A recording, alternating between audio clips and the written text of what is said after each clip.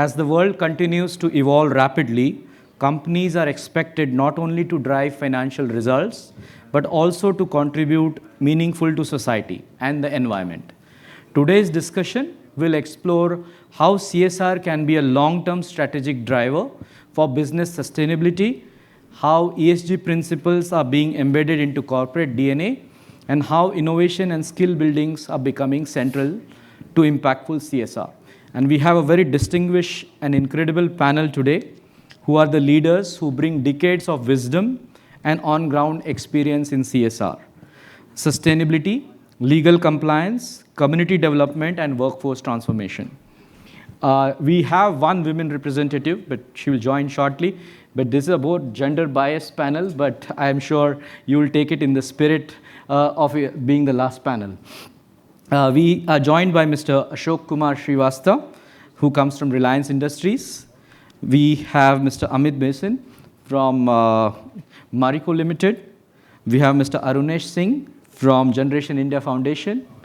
And we have Sridhar Sarathy, sir, from Tata Capital. So my first question to Ashokji, probably, I will start with you. This is related to profitability and sustainability, often seem like two ends of spectrum.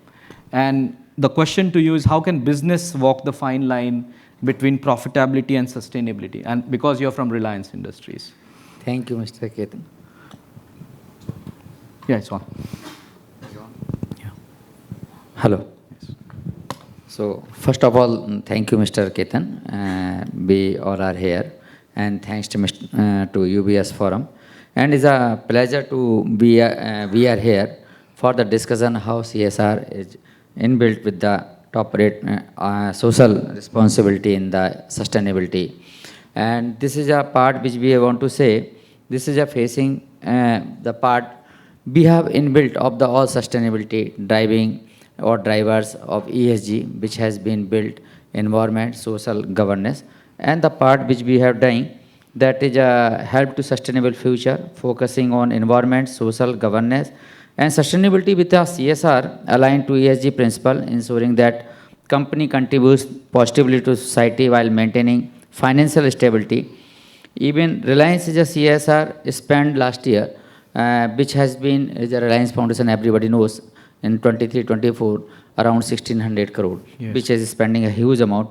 So communication of the communities of the building, skill development, women empowerment, even the plantation, green energy, solarization, lot of part we have completed. Even the renewable energy, carbon emission reduction, energy efficiency, resource management, eco-friendly structure, that is also we have completed in the big way. So if we want to say that this total part which has to be required, so is enabling sustainability in the business strategy, first part. Second is leveraging technology for sustainable growth. Third is enhancing energy efficiency and renewable energy adoption. Fourth is collaborating with the stakeholders of the sustainable ecosystem. If we say that RGL is recognized as sustainability is not just a corporate responsibility, but they are also having a moral responsibility for the development of the this economical weaker section. And we are doing a lot of development, the part which nobody can able think also, and reaching the part as a network, as a SIA chain, as no any other company has reached over there. Even those people's not able to get the this network, we are arranging for them. And aesthetic advantage is that we integrating all our as an environment part, and as well as social consideration is a core business operation. We have a long-term value with while fostering positive change, sustainable practices, embedded decision making, and ensuring that every initiative that has to be contribute both business growth and environment well-being. If we come as a leveraging technology for sustainable growth, that part also we have gone as a sustainability that is advanced in 5G. If you see that digital services contribute to smart cities, reduce carbon footprints, optimize energy consumption by enabling digital solution, industries, business and consumers, we not only promote sustainable development but also unlock new revenue streams. That stream providing the eco-friendly innovation and can be commercial values. While we are doing as an energy efficiency program, we have developed a lot of energy efficiency program that is optimizing to lead both cost saving as well as environment benefits. RGL is also focusing energy efficient infrastructure, smart grid.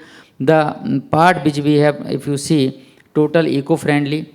Suppose that giving an example earlier, the people which we are the making. Suppose that the development of the any hospital or any building which is going to give to as a lower weaker section. But at now we are adopting all sustainable part as a suppose that fly ash brick we are using as a eco-friendly, and the part which the things which we want to say how this business has to correlate with the sustainable, that is a part we are thinking long term. Okay. And long term means collaborating with all stakeholders sustainable in the ecosystem. Sure. We are collaborating with our stakeholders as a supplier, as customers, as well as the part those have been collated as in around 250 suppliers are along with us. That is a major supplier which we are Sure. going as a across the global level. So sustainability cannot be achieved in the isolation. It requires collaboration across the value and practices upheld at every level by aligning our goals and stakeholder and forcing a set commitment to sustainability. We collectively achieving impactful results with compromising profitability also, and sustainable partnership drive efficiency, enhance brand reputation, as well as considering the risk part also. And risk is a major part which we are considering each and every part.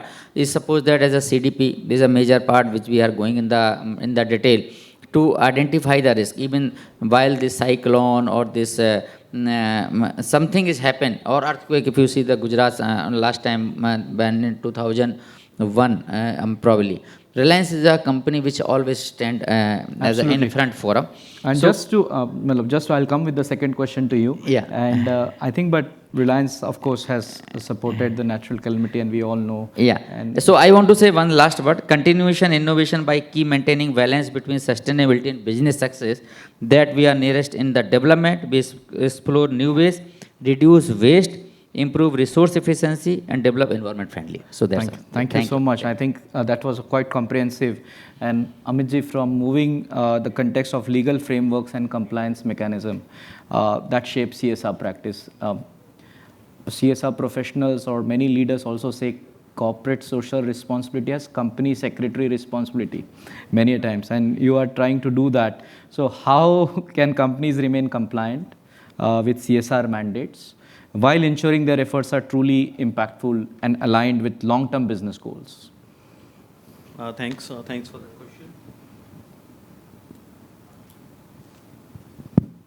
Am I audible? Yes. So thanks for this. I think, first of all, we are aware that India is one of the only countries where CSR came as a mandate. And yes, we do have a lot of reporting frameworks. We have reporting under the Companies Act. We do have reporting under, if you're a listed company, you have reporting under BSR as well. And if you are governed by a few other global guidelines, you may have a reporting under GRI and things like that, right? So one of the key compliance task becomes how to collate all this information, how to produce these information, which is meaningful for the stakeholders who are reading that information, right? So the reporting of CSR is one part of obviously the job. Unfortunately, and I use the word unfortunately consciously, that unfortunately in India, the reporting frameworks are still focusing a lot on the numbers that you have done. Yes. And a little less on the impact part of it, which ideally should have been the intent of any legislation or intent of the CSR as such, right? So ultimately the qualitative part of it, that what exactly impact you have created. And the other lacuna, I'm going a little critical on this intentionally, the other lacuna of the CSR reporting is that unlike financial reporting, right, where you can compare a performance of one company with other, in CSR reporting, there is no set benchmark where you can today say that, okay, this company is doing better than this.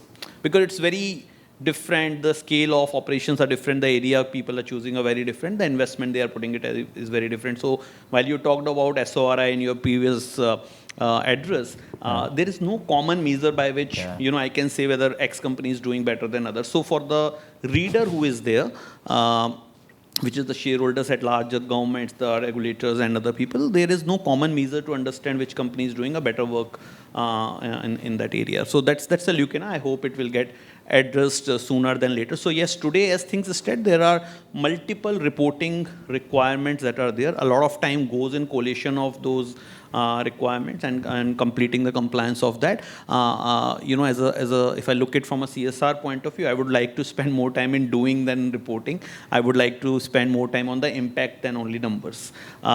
Since you talked about compliance, there are other newer things which are also becoming important from a CSR point of view. For example, if you are touching beneficiaries, right? You're collecting a lot of data. Privacy of that information is becoming important, right? Many companies don't even pay attention to it, but that may become, now the law is now coming in and that may become important very, very soon, right? So how do you comply with incidental laws that are there? How do you ensure that even the agencies which are working for you, they are compliant, right? Whether they are compliant from a FCRA point of view, if there is a foreign funding, whether they are compliant with other labor norms, whether they are compliant with PF norms. So all those things are still there if you are deploying a lot of third parties over there. So yes, it's a good work. CHR is a good work. It's nice work. A lot of focus should be actually on doing part of it. But yes, one bad publicity can put you in trouble. And therefore, I would still say that the compliance of these frameworks is important, and companies who are putting efforts in it in the right direction should also pay attention to some of these things which can backfire if not handled properly.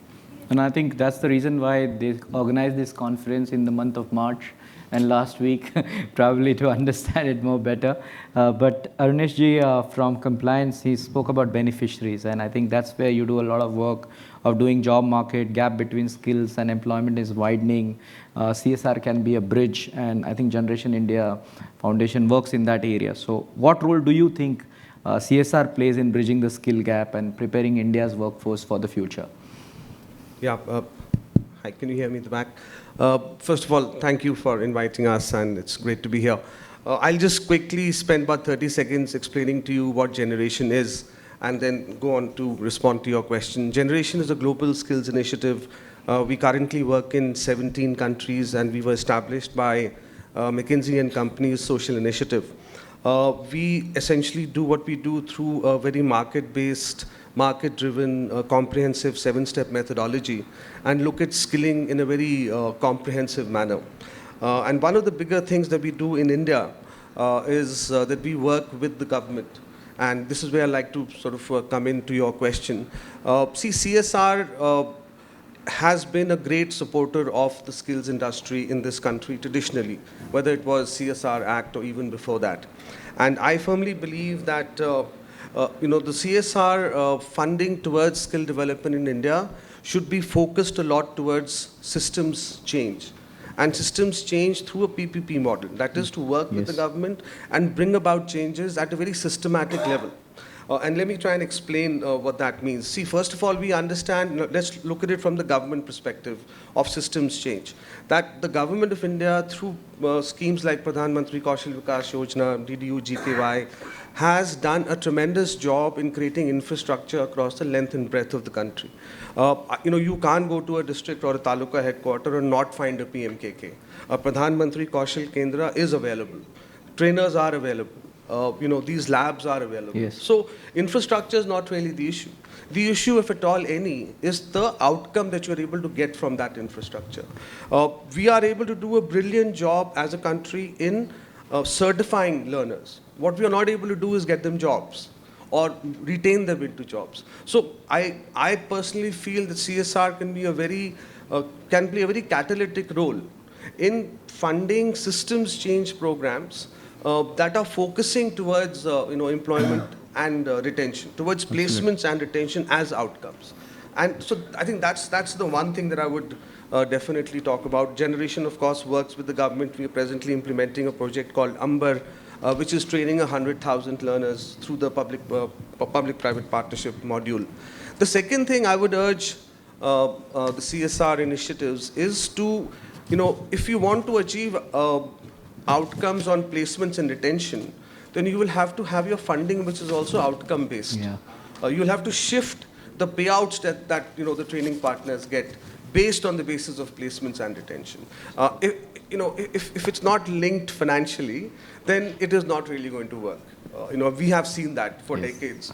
So I think that's the second thing. I think that it's very important that when you're talking about ecosystem, systems change, then you look at it from the perspective of both the government that has the infrastructure, and then you also look at it from the training partner ecosystem and ensure that the changes are there because they are the ones who are going to implement it.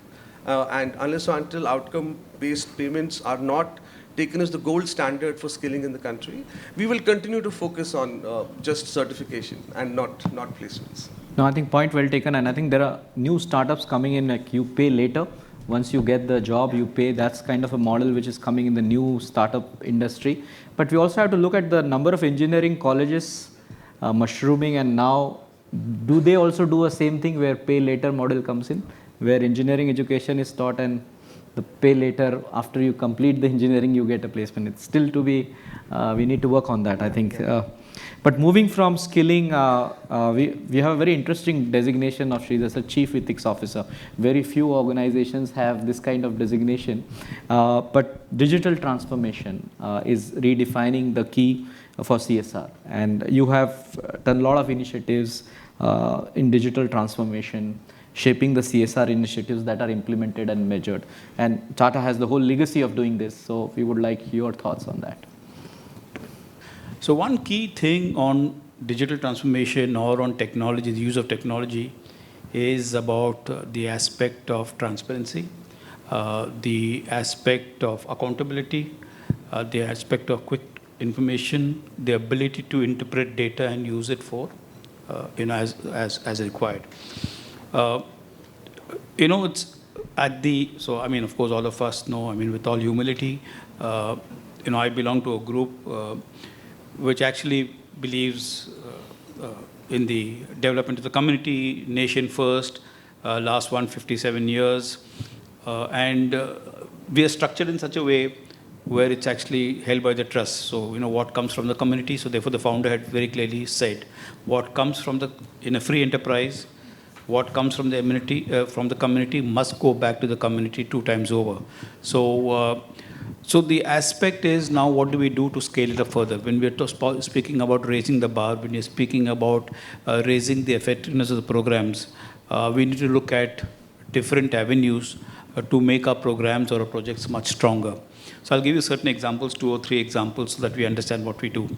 So one of our major flagship projects is about understanding, because we speak about roti, kapda, makan, but pani is equally important. So water is a major concern for the country. What we saw or what we used or rather misused, we'll have to pay a very heavy price for future generations to come. And I think, so it's our responsibility to make sure that we have enough of water, address water securities and scarcity. The question is, how do we do that? Then we start using technology, use the digital medium to understand the level of water levels that are there. That's number one. So we've actually also embarked on a journey to tie up with international universities like you do. So you're a trendsetter, so I've also been following you. So to see what we could do, for example, the Danish or the others, to see, or for example, Swansea University to see what we could do for solar. So we've been tying up with international universities to make sure that we learn from the best. And I think there's no embarrassment to learn from the best, no matter how big you are or how small you are. So things like GIS, what we do in terms of mapping, the drone technology, all that we've been using. Why? Not for the community or the farmer or us, but to make sure that the challenge of water is addressed, the challenge of migration is addressed, the challenge of having more than one crop is addressed, the challenge, see, because we always believe in the philosophy of inclusivity. It's not about what we have, it's about what all of us have together. And if you're talking about inclusivity, they also need to have that standard of living, which they so deserve. So that's one area. The other area is, when you spoke about 2,000 or 3,000 rupees in your pocket when you started off, so we wanted to do something for the girls, like what you're doing, the girl child specifically. especially from what we term as the affirmative action communities. Now, the affirmative action, we don't use the word scheduled caste or scheduled tribe, but they are from the lower bottom of the pyramid and the affirmative action community. And we've seen, like what you said, in those days, education was free till 9th and 10th.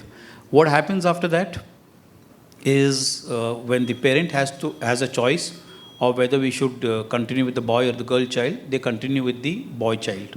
So what happens to the girl? The girl is either sent off to the fields to work or to look after the sibling, to get water, and the easiest way out for an Indian parent is to get them married. So 15, 16, 17-year-old children get married off. So then we said we will have this scholarship program driven.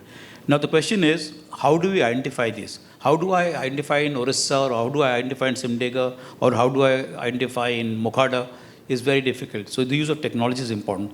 So along with a young partner, 30-year-olds, what we started off as 40 children four years ago. Today we have supporting more than 25,000 children. The question is about using technology to the hilt. It's not about the number of 25,000, but to make sure that these children have this.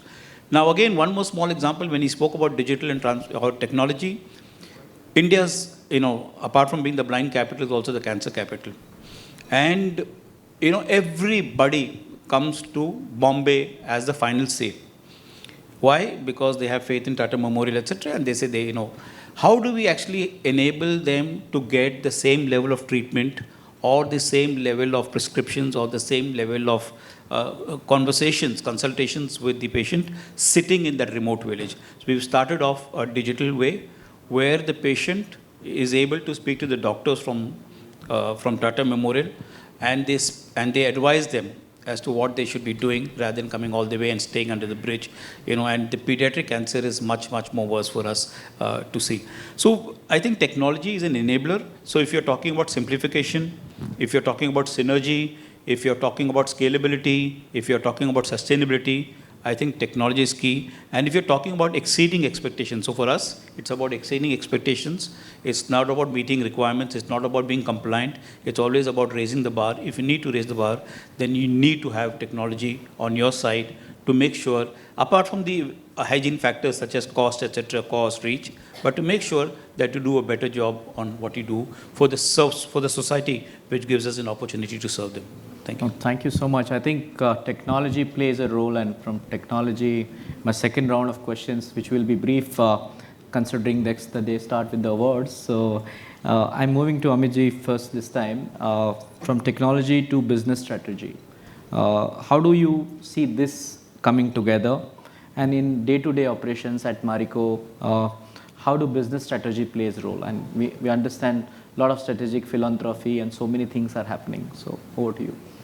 So I think, how do you see CSR and sustainability at the organization level, right? I think that's the key question to address. And fortunately, I come from an organization where we have always seen doing business in a responsible way and doing business in a sustainable way. It's pretty much part of doing things, right? So it was always there, even when there was no CSR. Doing business in a responsible way, investing in the future, was always integral part of the business. And I think that makes things much, much easier when you make CSR and sustainability as part of fabric of the organization, right? If you keep treating them as one compliance requirement, it won't be sustainable. And I'm sure all my colleagues sitting here on the dais will agree with this based on their experience. You have to somewhere integrate these programs into the fabric of the company so that the strategic decisions that are being taken are always seen and also seen from the eyes of what is the sustainability of the program, what is the impact of my business decisions on the stakeholders, communities, environment. Are you applying that filter while taking the business decision? The moment you make it as part of your decision-making process, things becomes very, very easy. and it becomes more sustainable. When I say sustainable, means they become repetitive. It will not be dependent on individual. It will not be dependent on whether CSR is mandate or not. Today CSR is mandated in the Companies Act. Tomorrow it may not be. Does that mean some of the programs that the organizations are running will stop? The answer is no, right? Like what Mr. Sridhar has explained. Whatever they are doing for long-term benefit of the communities, right? So similarly in Marico also we have believed that you integrate into the fabric of the company and your programs will be sustainable.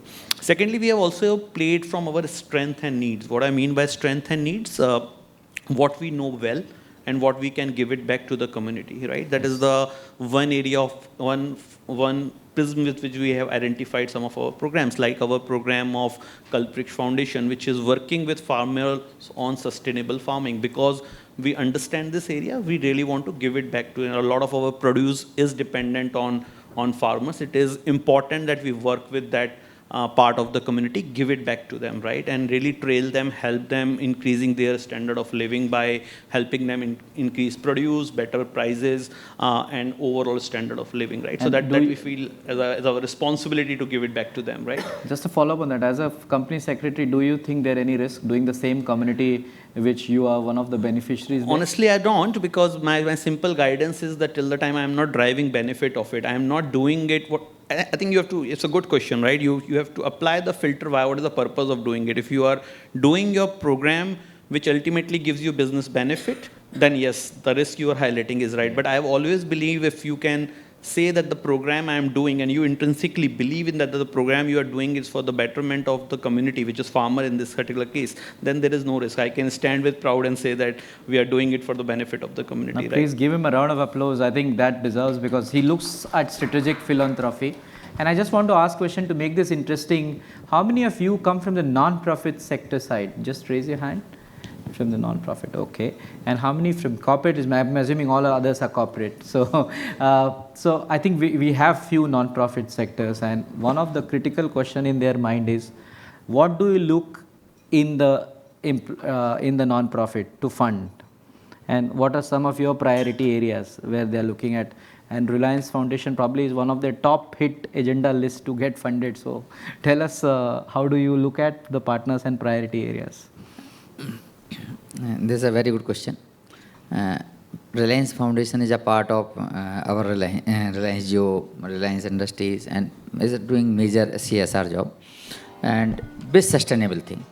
And the sustainability has to be driven in the thought process while you plan any project.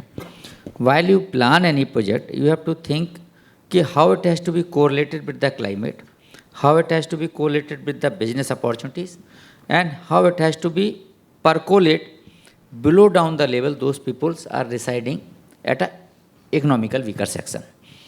So while you think about that, or you have to plan any project, you have to always plan just like as a context of the organization.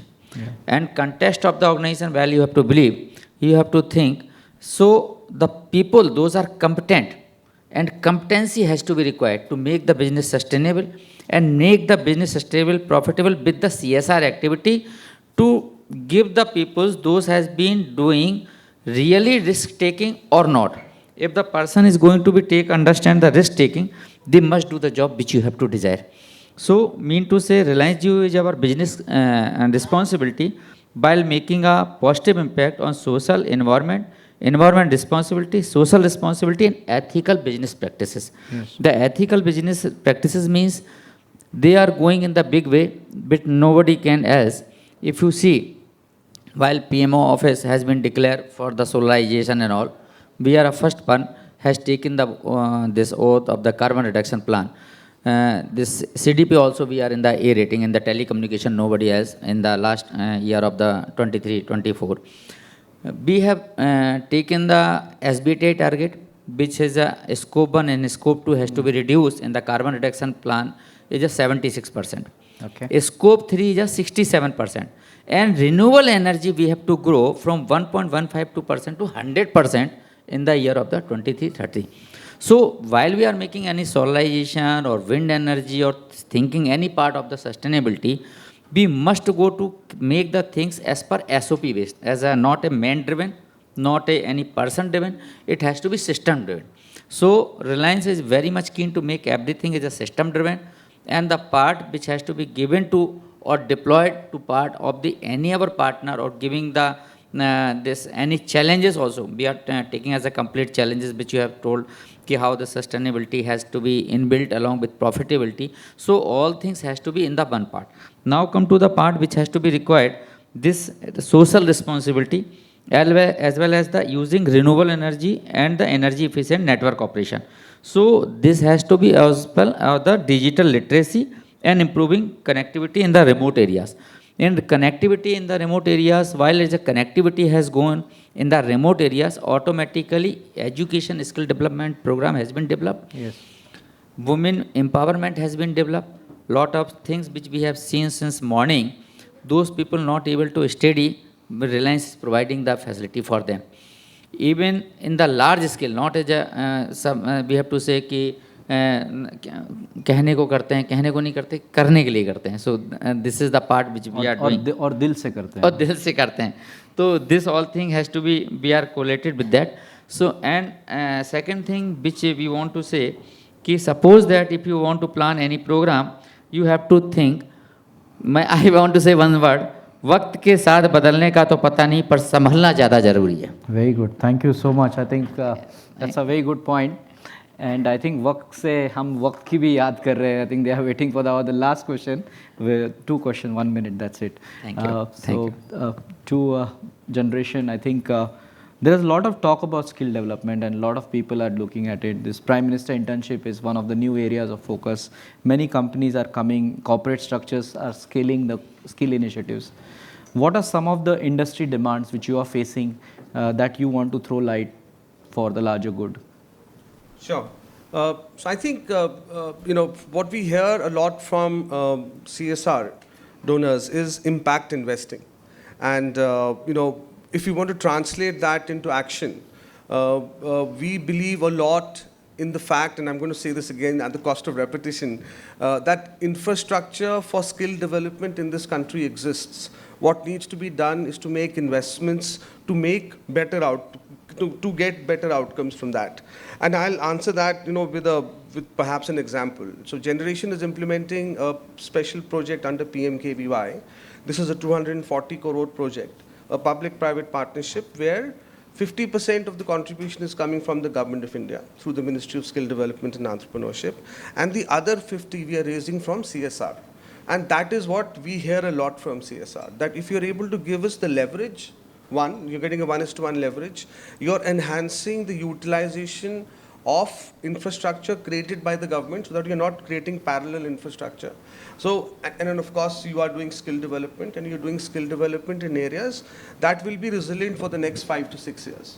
So you're talking a lot about IT, ITES, you're talking about demand-based job roles. So I think those are some of the things that we hear our corporate donors very happy with, that you get a 1:1 leverage, you're demand driven, you're improving efficiency of the ecosystem. And lastly, I know you said only 1 minute, but just 10 seconds, which is outcome-based skilling, that you pay on the basis of outcomes. And I think those things... I think that's what your valid point is, pay on the outcome. I think that's what is coming.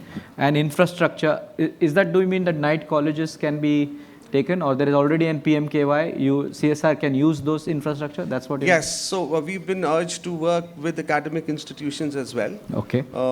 And be as innovative as we can. So we are working with traditional training partners, of course, but we will also be working with academic institutions, industrial clusters. So expand this as much as possible. Excellent. And I think that's a good point for all of you, that there is an infrastructure available. You can come and have skilling there. That's what you're pointing. Moving to Sridhar sir, Reliance is the one on their hit list. The next is Tata for any funding for any non-profit to have. What you look at few of your partners, future partners, how they can approach to you, or what is some of the key takeaways for them? So firstly, I'd like to assure all the partners is there is no Tata funding. What we lack, and I'm saying we, are 2 things. One is to have a purpose, and along with the purpose, the passion. I'll give you a small example. So there is no better joy than sight. And a few years ago, or 4 or 5 years ago, we started a huge project on eradication of curable blindness. So in India, people go blind due to abject poverty or due to lack of accessible quality healthcare. And what does, what does poverty mean? Poverty means that they are landless laborers. If you go to Bihar, Jharkhand, UP, etc., they are landless laborers. And because that family member supports his entire family and is the earning member, he knows that if he goes for a surgery, those few days, the next few days, the family will suffer from hunger. And therefore, they go blind due to abject poverty, cataracts, etc., and they go. So what we decided is get along with the best partners, go mobilize, convince them, get them the surgery, within 24 to 48 hours, go back, and meanwhile, we make sure that the family doesn't suffer. Now, what I'm coming to is that the partner pays for 30 or 40% of the entire exercise. So which means that there's a commitment to the entire exercise, there's purpose, the same ethos that we have for doing benefit of the community. It's not about, we negotiating with them or we benefiting from them. It's about what we could do for a larger part of the society. So for every blind person that we cure, there are 4 blind people who come in. So the wait list is never ending. So I think so when we have a common purpose, like I always say, we have a shared success. Towards shared success, we should also have a common purpose. Think about the country first. So I always keep saying to the new recruits, it's because Tatas always believe in nation building. India first, Tata Group second, Tata Capital third, and I last. Me last. So together, if we can, so believe me, like-minded partners come to us, you will be first on the list. So I gave an example. I partnered with Ketan too, but I partnered with 25, 27-year-old kids too. Because if we don't support them, who will support? So it's important for us to get into like-minded partners and make sure that we develop the country at large. Make no mistake, all of us are sitting in air-conditioned offices here, but 85% of the real India is not, in the way that we are. So we have to do something. So therefore, your individual social responsibility also comes in, rather than only your corporate social responsibility. But I'm happy to engage afterwards because of lack of time. But thank you, Ketan, and thank you, UBS, for the opportunity that has been provided to us. Thank you so much. Thank you. I think the key learning here is from 24 to 42 degree. That's what we need to look at. So although we are in 24, we should look at 42 degree people who are working for us. And that's what the entire group gave a message. I think we hope this exchange really helped you to understand the new ideas and the collaboration. All of them implement different kinds of projects, but come with a very good wisdom. And the panel really thrown light on the collective wisdom, right from compliance, ethics, technology, to infrastructure, sustainability, and using government as an example, as a key enabler to contribute and collaborate. So that's it from our side in this panel. Thank you very much, UBS Forum, for organizing this. One thing I want to tell before leaving this panel, we have to take as an energy efficiency program. That is a very important. While we take as an energy efficiency program, we automatically have to reduce grid power and we have to increase our solar power, because sun will never be fade. And nowadays, time has come to understand what is the uses and what is the requirement of the solar or wind. If you see earlier days, people can think, no, grid power is sufficient. But now our country is moving at a global level and doing so much, where we are also working. And support, and one part is a sustainable program. I'll just leave you there, because since we ended there and the awardees are there, I understand, but we can do it offline at your juncture. And so my request to each and everybody, think about energy efficiency. Yes. Thank you so much. Thank you.